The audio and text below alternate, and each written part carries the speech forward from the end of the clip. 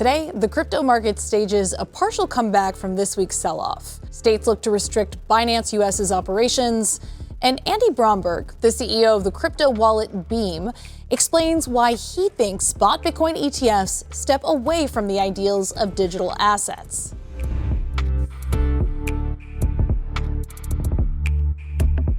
Welcome to CNBC's Crypto World. I'm Mackenzie Sigalos.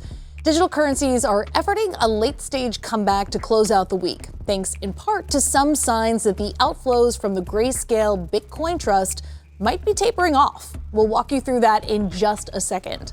By noon Eastern, Bitcoin traded a touch below the $42,000 mark, just days after it sank as low as the $38,000 level.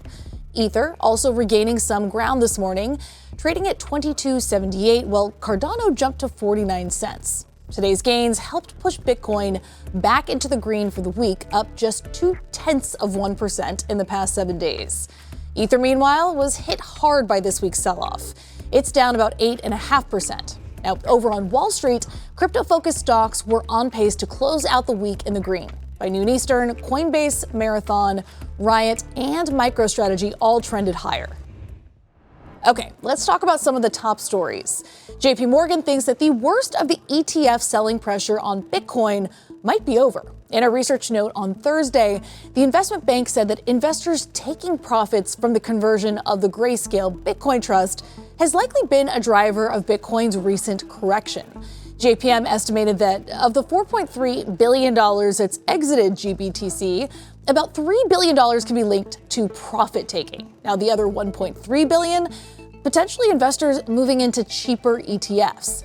The bank thinks that with most of the profit taking out of the way, that grayscale-driven pressure on Bitcoin will ease. Also, as for which cheaper ETFs investors could be moving to, JP Morgan sees two competitors to grayscale emerging, BlackRock and Fidelity. Both have much lower fees. Next, regulators in 2 states told Binance US that the crypto exchange is no longer allowed to serve their residents. Now, earlier this month, Alaska's Division of Banking and Securities denied a renewal of the crypto exchange's license. One of the reasons listed for the denial, the firm's ownership structure. A week after Binance's founder, Changpeng Zhao, pleaded guilty to charges of violating U.S. anti-money laundering requirements, Florida's Office of Financial Regulation issued an emergency suspension order against Binance US's money transmitter license. So, for now, the firm can't serve users in that state. The emergency order warned that the continued operation of BAM Trading, which is the U.S. exchange's operating company, constitutes an immediate serious danger to public safety.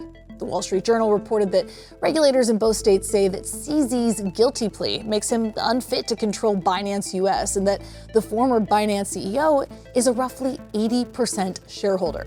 We reached out to Binance US, and a spokesperson told us that the exchange is, quote, in active dialogue with state officials to enable the platform to continue to serve customers in the United States.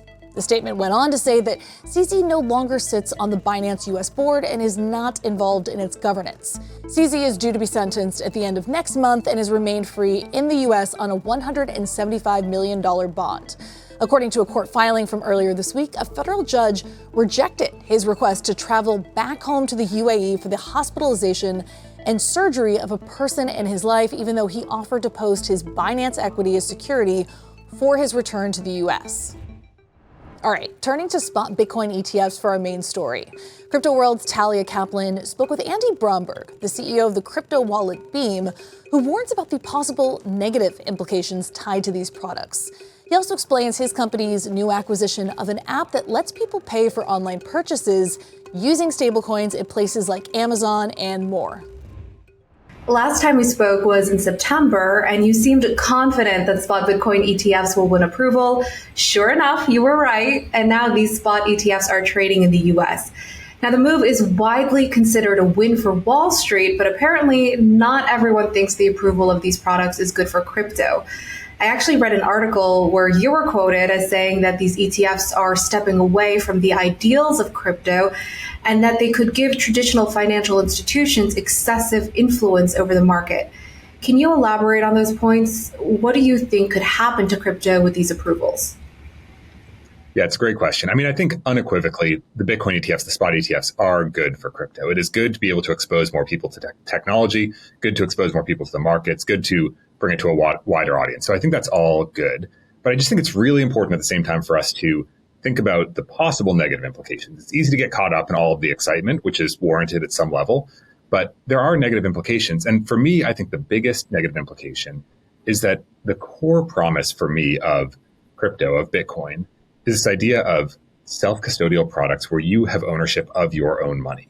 That is the whole dream of the technology, is people being in control of their own money. And these ETFs, while they are great, they are the creation of a financial instrument where someone else owns your money and you have access to it in the form of, this publicly traded share on this stock exchange. And that's all well and good, but it does get away from those original ideals, which I think is really important to remember.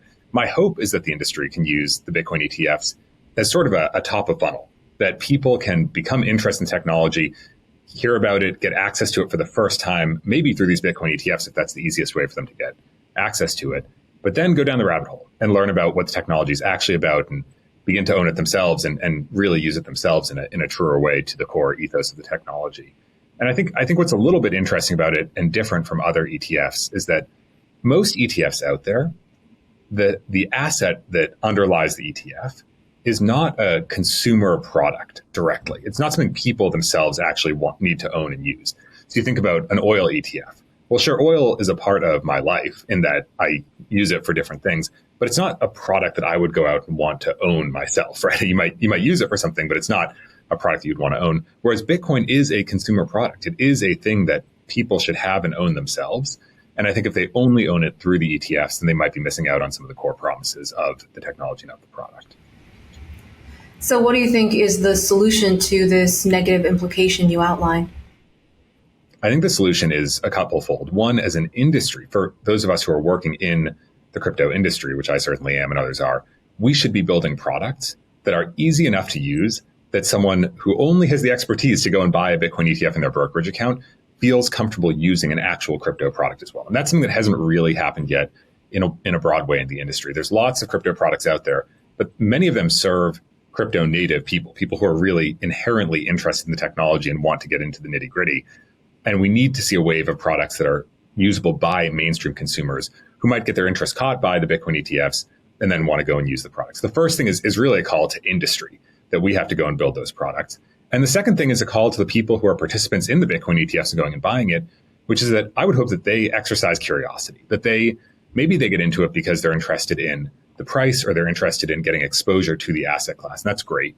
But I would hope that many of them go and take a step further and say, well, why is this asset class interesting? Why is this technology interesting? Is this product something that I might want to use independent of my ownership in the Bitcoin ETF? And I might want to actually go and play around with this technology.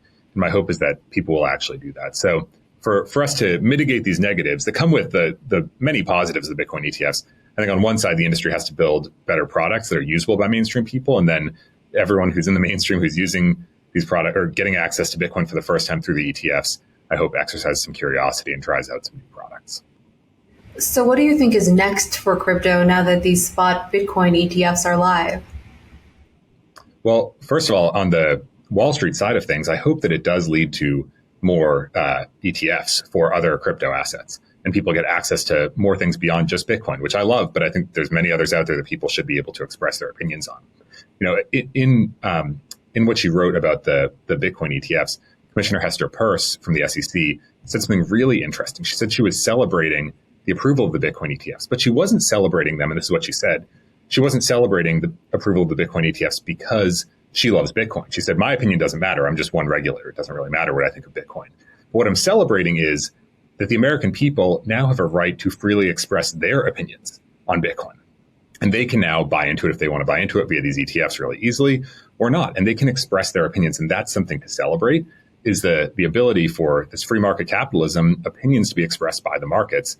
And so that's what I'm excited for. We're seeing this first with the Bitcoin spot ETFs, hopefully with other crypto assets as well. And my hope is that, the American public will have a chance to express their opinions in the easiest way possible for them on each of these assets from a market perspective. And so I hope there's more of that to come. And then aside from that, I would just go back to what I said earlier, that I hope the industry uses this moment as a catalyst and recognizes that these spot Bitcoin ETFs are going to lead to many new people having ownership in a crypto asset for the first time. That's really exciting. But from my perspective, that matters most if we are able to then take those people and get them, not all of them, but some percentage of them through some funnel to go and actually participate in crypto directly, owning their own assets, taking advantage of the many products that exist in the crypto industry, and being able to do more than just get the financial exposure to the asset.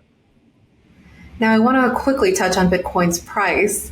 In the hours following the landmark decision, Bitcoin hit $49,000 and then dropped most recently as low as the $38,000 level. So what do you think is happening there?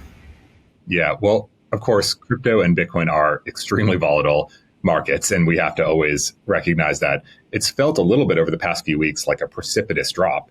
But then if you go and look at prices, we're actually back at where we were just a month or two ago. When we hit $40,000 a couple months ago in November, December, it was cause for celebration.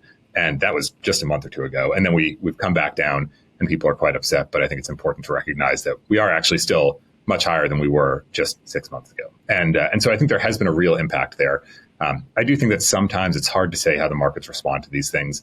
Sometimes you see people really getting excited about the rumor of something happening and that impacting the price positively. And then it happens and, it caused a little bit of a sell-off because it wasn't quite as momentous as people may have been planning for.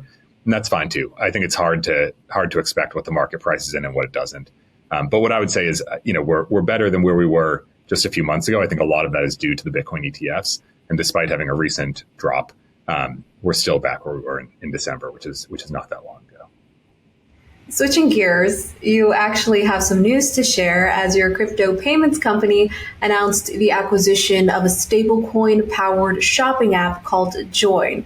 So what was behind the decision to acquire this app, and how will you integrate it into your business?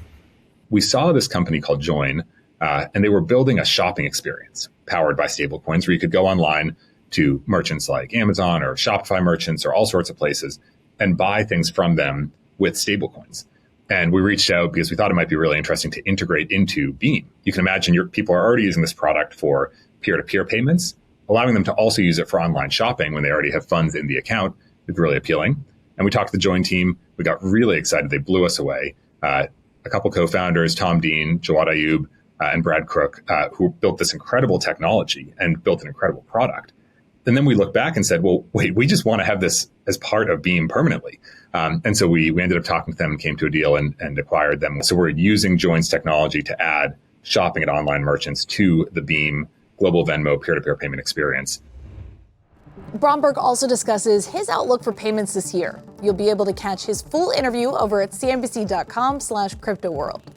Okay, that's all for this week, but we will be back again on Monday, and we'll see you then.